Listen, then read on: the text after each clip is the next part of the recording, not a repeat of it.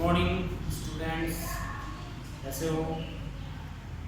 इसलिए कल का जो टॉपिक था उसमें हमने एंटीजन क्या होता है, एंटीजेनिसिटी और इम्यूनोजेनिसिटी के बारे में डिस्कस किया था कि एंटीजेनिसिटी कोई भी फॉरेन पार्टिकल जो होता है उसकी वो अभिक्रिया जो कि उससे इम्यून सिस्टम के साथ उसकी रिएक्शन को शो करती है, और जो प्रॉपर्टीज किसी बाहरी एंटीजन की जो उसके किसी शरीर में किसी इंडिविजुअल में इम्यून रिस्पॉन्स को पैदा करती है, वो उसकी इम्यूनोजेनिसिटी कहलाती है।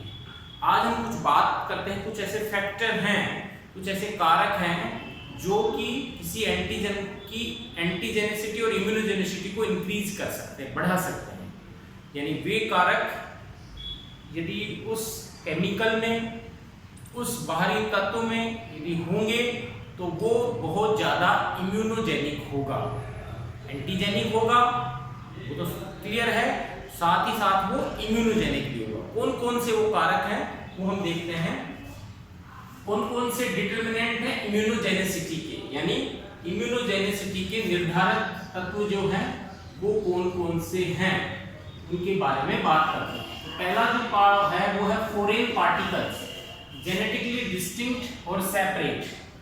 अर्थात पहली शर्त ये है कि जो भी तत्व इम्यूनोजेनिक ज्यादा होगा वो उसमें फॉरेननेस होनी चाहिए, यानी वो सेल्फ नहीं होना चाहिए, वो हमारी बॉडी से बाहर का होना चाहिए। वो अधिक उसमें यदि होगा बाह्यता होगी, जेनेटिक डाइवर्सिटी होगी, तो वो अत्यधिक इम्यूनोजेनिक होगा। अब हम देखते हैं कि यदि फाइलोजेनेटिकली लेवल पे हम देखें कि कोई एक इंडिविजुअल है वो फाइलोजेनेटिकली यानी जाति वृत्तीय रूप से किसी दूसरी स्पीसीज से यदि जितना अधिक दूर होगा वो उसके लिए उतना ही अधिक इम्यूनोजेनिक होगा। जैसे मनुष्य के शरीर का कोई तत्व है वो दूसरे मनुष्य के तत्वों से ज्यादा इम्यूनोजेनिक नहीं हो सकता, क्योंकि वो उसका खुद का ही है, उसी जाति का है। लेकिन मनुष्य के शरीर का तत्व है यदि हम देखें वो किसी अन्य मेमल्स के तत्व से ज्यादा इम्यूनोजेनिक होगा। उसमें यदि दूसरे किसी मेमल्स का तत्व अंदर घुसाएं या अंदर इंट्रोड्यूस करें तो वो ज्यादा इम्यूनोजेनिक होगा। या फिर हम कहें कि डिस्टिंक्ट फाइलोजेनेटिक प्लांट प्रोडक्ट्स है, they are more immunogenic in human body than other animals particles.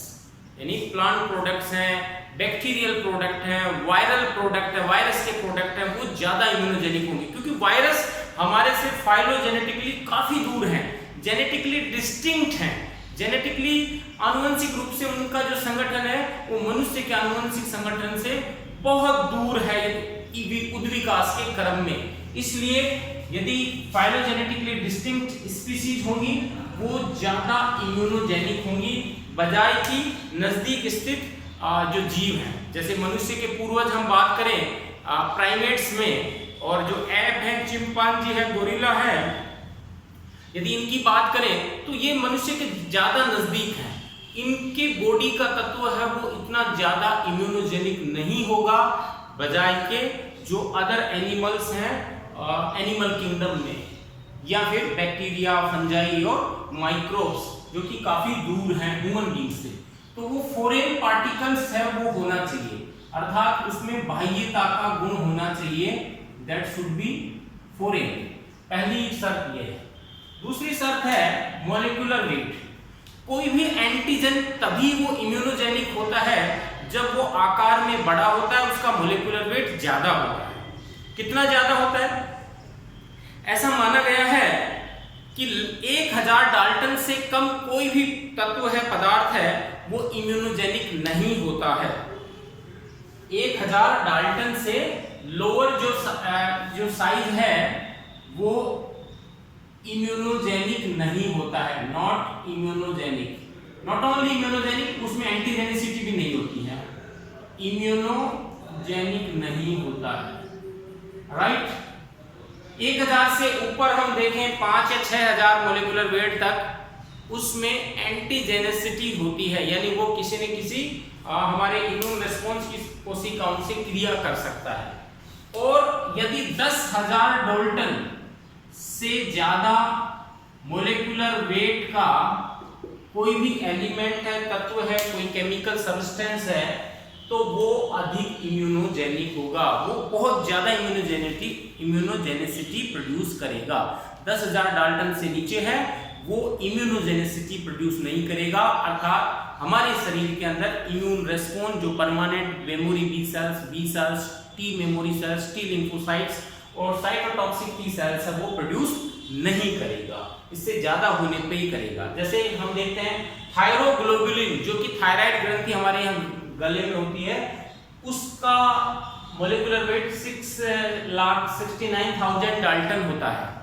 तो thyroglobulin is highly immunogenic as comparison to other protein molecules like insulin. Insulin का मोलिकुलर वेट 50,700 डाल्टन है। तो insulin की तुलना में ये जो है थायरोग्लोबुलिन ज्यादा इम्यूनोजेनिक है। नेक्स्ट है सोल्यूबिलिटी। देखिए कोई भी एंटीजन बाहरी पदार्थ बॉडी में अंदर जाता है और वो हमारे जो टिश्यू के एंजाइम्स हैं, सेल्स के एंजाइम्स हैं, उनसे वो डाइजेस्ट होता है और डाइजेस्ट होने के बाद में उसके जो एंटीजेनिक डिटर्मिनेंट साइट है वो बाहर एक्सपोज हो जाते हैं। तो यदि कोई मॉलिक्यूल्स जितना ज्यादा सोल्यूबल होगा हमारे सिस्टम में, लिम्फ सिस्टम में या सर्कुलेटरी ब्लड फ्लो में, अर्थात उसका ब्रेकडाउन ज्यादा होगा, वो ज्यादा इम्यूनोजेनिक होगा, क्योंकि उसके जो तत्व हैं एंटीजेनिक डिटर्मिनेंट, जो जिनको हम कहते हैं एंटीजेनिक डिटर्मिनेंट, राइट, जिनको एपिटोप कहते हैं, वो एक्सपोज होंगे, उनको एंटीजन प्रेजेंटिंग सेल्स एक्सपोज कर पाएंगी, तो वो अधिक इम्यूनोजेनिक होंगे, बजाय कि जो इनसोल्यूबल पदार्थ है, कोई बॉडी में गया और वो हमारी साइटोप्लाज्म में घुल नहीं रहा या उसका ब्रेकडाउन नहीं हो रहा है, उसके अगेंस्ट में एंटीबॉडी ज्यादा डेवलप नहीं होंगी, वो इम्यूनोजेनिक नहीं होगा। तीसरा जो है वो है केमिकल नेचर। ऑब्वियसली रासायनिक प्रकृति जो है, केमिकल नेचर है पदार्थ की कैसी है। देखिए प्रोटीन और पॉलीसेकेराइड यानी कार्बोहाइड्रेट्स, ये सबसे ज्यादा इम्यूनोजेनिक होते हैं। यानी कोई भी रासायनिक तत्व है यदि वो प्रोटीन नेचर का है, पॉलीपेप्टाइड नेचर का है और कार्बोहाइड्रेट प्रकृति का है, पॉलीसेकेराइड है, हेटेरोपॉलीसेकेराइड, होमोपॉलीसेकेराइड डिफरेंट प्रकार का है, वो अधिक इम्यूनोजेनिक होगा बजाय कि यह हमारे जो लिपिड हैं या फिर न्यूक्लिक एसिड है, DNA, RNA, lipid, fatty acids, इनकी तुलना में प्रोटीन और कार्बोहाइड्रेट्स एंटीजेनिक जो है वो ज्यादा इम्यूनोजेनिक होते हैं। दूसरी चीज है कॉम्प्लेक्सिटी ऑफ केमिकल। जो रासायनिक तत्व हैं उनकी कॉम्प्लेक्सिटी कैसी है, यानी ठीक है प्रोटीन है वो ज्यादा इम्यूनोजेनिक है, कार्बोहाइड्रेट ज्यादा इम्यूनोजेनिक है, लेकिन यदि वो सिंपल एक सिंगल एमिनो एसिड की पॉलीपेप्टाइड चेन है वो इम्यूनोजेनिक नहीं होगी। यदि मल्टीपल एमिनो एसिड की एक पॉलीपेप्टाइड चेन है या उसमें ज्यादा कॉम्प्लेक्सिटी है, ज्यादा जटिलता है, वो ज्यादा इम्यूनोजेनिक होगी। जैसे मैंने कहा homopolymers are less immunogenic as comparison to heteropolymers. जो विविधता है जिनमें पॉलीमराइजेशन जो हो रहा है, बहुलकीकरण हो रहा है, कार्बोहाइड्रेट के जो मोइटीज हैं, मोनोसैकेराइड्स डिफरेंट टाइप के हैं, या फिर एमिनो एसिड जो है प्रोटीन के वो डिफरेंट टाइप के हैं, यानी उनमें हेटेरोपॉलीमराइजेशन है वो ज्यादा इम्यूनोजेनिक होते हैं। तो इसका मतलब है कि जो विविधता यदि ज्यादा होगी, केमिकल कॉम्प्लेक्सिटी होगी, homopolymer less immunogenic, heteropolymer higher immunogenic होते हैं। तो ये भी हमें ध्यान रखना है। चौथा पॉइंट है मॉलिक्यूलर कन्फॉर्मेशन, आणविक संरचना या विन्यास। जैसा कि बताया हेटेरोपॉलीमर हैं, डिफरेंट टाइप के एमिनो एसिड मिल रहे हैं, तो उनमें आपस में बॉन्डिंग होगी, जैसे डाइसल्फाइड बॉन्डिंग है, सल्फर सल्फर बॉन्डिंग है, इसके अलावा उसमें अन्य प्रकार के कोवालेंट इंटरेक्शन होते हैं, आयोनिक इंटरेक्शन होते हैं, हाइड्रोफोबिक इंटरेक्शन होते हैं पॉलीपेप्टाइड चेन्स के बीच में, अल्फा हेलिक्स है, बीटा प्लीटेड शीट्स हैं। तो यदि किसी प्रोटीन में इस प्रकार ज्यादा वेरिएशन आता है, उसकी संरचना कॉम्प्लेक्स होती है, जटिल होती है, वो ज्यादा इम्यूनोजेनिक होती है बजाय कि एक सिंपल प्रोटीन संरचना की। यानी सिंपल अल्फा हेलिकल चेन है वो लेस इम्यूनोजेनिक होगी। यदि उसमें बीटा प्लीटेड शीट्स और अल्फा हेलिक्स दोनों पाए जाते हैं, वो ज्यादा इम्यूनोजेनिक होती है।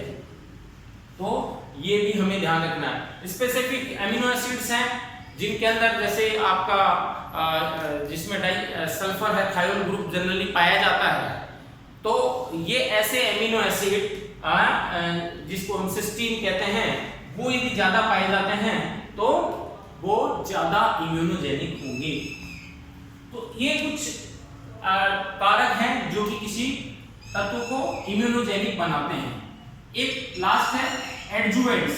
कुछ ऐसे पदार्थ होते हैं जो यदि किसी एंटीजन के साथ जुड़ जाए या एंटीजन के साथ उनको हम मिक्स करके बॉडी में इंजेक्ट कर दें तो वो क्या कहलाते हैं, ज्यादा इम्यूनोजेनिक हो जाते हैं। ऐसे पदार्थों को हम एडजुवेंट कहते हैं। एडजुवेंट का मतलब जो एनहेंस करते हैं, किसी चीज को बढ़ाते हैं। जैसे पिछले बताया था मैंने, हेप्टेन्स होते हैं। हेप्टेन्स वो केमिकल होते हैं, रासायनिक पदार्थ होते हैं जो बॉडी में घुसने पे, इंसर्ट होने पे एंटीजेनिसिटी तो प्रोड्यूस कर पाते हैं लेकिन इम्यूनोजेनिसिटी प्रोड्यूस नहीं कर पाते। उनके साथ कोई ना कोई कैरियर मॉलिक्यूल जुड़ता है, कोई प्रोटीन जुड़ती है, तब जाकर के वो इम्यूनोजेनिक होते हैं। तो ये जो एडजुवेंट है ये एक प्रकार के कैरियर मॉलिक्यूल्स होते हैं एक तरह से, और ये उस एक एंटीजन की इम्यूनोजेनिसिटी को और ज्यादा बढ़ा देते हैं। कैसे बढ़ा देते हैं? जैसे कई बार हम कहते हैं वैक्सीनेशन देते हैं, तो वैक्सीनेशन में क्या होता है कि जो पर्टिकुलर एलिमेंट है, जो एंटीजन है जिसको बॉडी में इंजेक्ट किया जा रहा है, उसको किसी केमिकल के साथ मिक्स करके दिया जाता है और वो केमिकल एडजुवेंट कहलाते हैं। जैसे एलम है, alum aluminium potassium sulphate, aluminium potassium sulphate, aluminium hydroxide, ऐसे जो केमिकल हैं ये एडजुवेंट कहलाते हैं। एल्यूमिनियम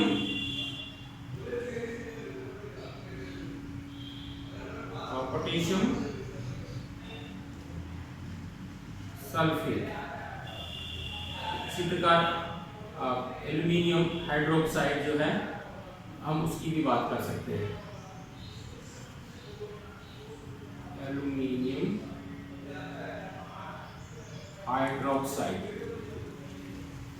इसके अलावा एक और जो कॉमन काम में लिया जाता है वो है फ्रीएंड्स का एडजुवेंट। फ्रीएंड्स कंप्लीट एंटीजन और फ्रीएंड इनकम्प्लीट एंटीजन। इसमें क्या होता है, जो मिनरल ऑयल होता है उसको पानी के साथ मिला करके एक विस्कस सॉल्यूशन तैयार किया जाता है, एक विस्कस सॉल्यूशन बनाया जाता है जिसमें मिनरल ऑयल होता है और पानी होता है। एक प्रकार का ऐसा लिक्विड बनता है और यदि उस लिक्विड में हम इनएक्टिवेटेड या किल्ड माइकोबैक्टीरियम जो कॉलोनी है माइकोबैक्टीरियम की, उसका घोल मिला दे उसमें, जो कि मरा हुआ है, उसकी प्रोटीन, उसकी कार्बोहाइड्रेट की संरचनाएं जिसमें जुड़ जाएं और उसके साथ हम एंटीजन मिला दें, तो ऐसा एडजुवेंट फ्रीएंड्स, जो कि एक साइंटिस्ट का नाम है FREUNDS, फ्रीएंड्स का एक कंप्लीट है वो एंटीजन कहलाता है। इसको फ्रीएंड्स कंप्लीट एडजुवेंट कह सकते हैं। एडजुवेंट, थोड़ा ये ध्यान रखें। ये एडजुवेंट क्या करता है? ये एडजुवेंट बेसिकली जो एंटीजन है उसका बॉडी में जो रिलीज है उसको स्लो कर देता है, यानी धीरे धीरे एंटीजन को एक्सपोज करता है, एकदम से उसको एक्सपोज नहीं करता। तो बॉडी में जाने पर एडजुवेंट यदि एंटीजन को छुपा के रखता है और उसको धीरे धीरे रिलीज करता है तो इम्यूनोजेनिसिटी है वो लंबे समय तक बनी रहती है और वो एक प्रकार की स्थायी जो मेमोरी सेल्स होती हैं वो डेवलप हो जाती हैं और जो सेल मीडिएटेड इम्यूनिटी और ह्यूमरल इम्यूनिटी है वो बॉडी में इंड्यूस हो पाती है। ये होता है एडजुवेंट। एक और इसमें जो है फैक्टर है जिसको हम कहते हैं मोड ऑफ रूट। किस रूट से हम एंटीजन को बॉडी में इंड्यूस करवाते हैं वो भी एक इंपॉर्टेंट फैक्टर है एंटीजेनिसिटी या इम्यूनोजेनिसिटी को इंड्यूस करने का। यदि कोई एलिमेंट इंट्रापेरिटोनियल जाता है, कोई एंटीजन, मान लीजिए कोई बैक्टीरिया, किल्ड बैक्टीरिया है या कोई प्रोटीन या पॉलीसेकेराइड है, यदि हमारी इंट्रापेरिटोनियल या इंट्राडर्मल हम देते हैं, इंट्रापेरिटोनियल या इंट्राडर्मल जाता है तो उससे सेल मीडिएटेड इम्यूनिटी रेस्पॉन्स आएगा, क्योंकि इंट्राडर्मल के अंदर जो डेंड्रिटिक सेल्स है, लैंगरहैंस सेल्स है, वो काफी ज्यादा है। वो मैक्रोफेजेज के रूप में काम करेंगी और उसको एंटीजन को किल करेंगी, उनको एंगल्फ कर जाएंगी और उसको खा करके और एंटीजन प्रेजेंटिंग सेल्स के रूप में बाहर की तरफ प्रेजेंट कर देंगी एमएससी प्रोटीन की सहायता से, एमएससी क्लास सेकंड प्रोटीन की सहायता से। तो उससे जो रेस्पॉन्स आएगा सेल मीडिएटेड इम्यून रेस्पॉन्स और साथ ही साथ ह्यूमरल इम्यून रेस्पॉन्स, वो फटाफट होगा, फास्ट होगा और लंबे समय तक रहता है, बजाय कि इंट्रावीनस यदि ब्लड में दिया जाता है या फिर ऑरली पिलाया जाता है तो उसमें अलग अलग प्रकार की जो वैक्सीनेशन होती है उनका मोड ऑफ एंट्री है वो अलग अलग प्रकार से हो सकती है। जैसे पोलियो की दवाई वो केवल ऑरली दी जाती है, कुछ हैं वो ब्लड में दी जाती है, कुछ इंट्रामस्कुलर होती है, कुछ इंट्रापेरिटोनियल होती है और कुछ इंट्राडर्मल होती है। तो अलग अलग प्रकार के एंटीजन का मोड कैसा है, यदि उसी हिसाब से वो उसकी जो इम्यूनोजेनिसिटी है वो बढ़ती है। अदरवाइज यदि आपने गलत तरीके से उसको बॉडी में इंजेक्ट करवा दिया तो वो एंटीजेनिसिटी इम्यूनोजेनिसिटी प्रोड्यूस नहीं करेगा। तो आज के लिए इतना ही। नेक्स्ट क्लास में हम एमएससी की स्ट्रक्चर पढ़ेंगे जो मेजर हिस्टो कंपेबिलिटी कॉम्प्लेक्स है उसके बारे में। Thank you.